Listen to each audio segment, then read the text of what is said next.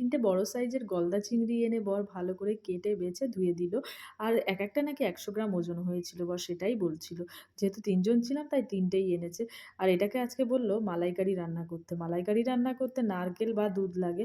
আজকে নারকেল বা দুধ কিছুই ছিল না।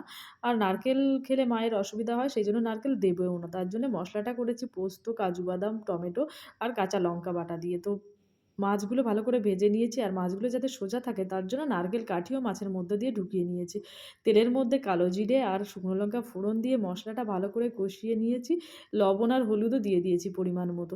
তারপর জল দিয়েছি, আবার একটু চিনিও দিয়েছিলাম কষানোর সময়। তারপর ঝোলটা একটু ফুটে আসলে ওর মধ্যে ভেজে রাখা চিংড়ি মাছগুলো দিয়ে দেবো আর একটু ঢাকনা দিয়ে ঢেকেও দেবো কিছুক্ষণের জন্য। আর ঝোলটা কমে আসলে ওর মধ্যে গরম মসলা দিয়ে নামিয়ে নিলেই রেডি চিংড়ি মাছের মালাইকারি আমার স্টাইলে। তো তোমাদের রান্নাটা কেমন লাগলো অবশ্যই কমেন্টে জানাও। ভালো লাগলে লাইক করো, এটাকে সাবস্ক্রাইব করে দাও আর শেয়ার করতে ভুলো না।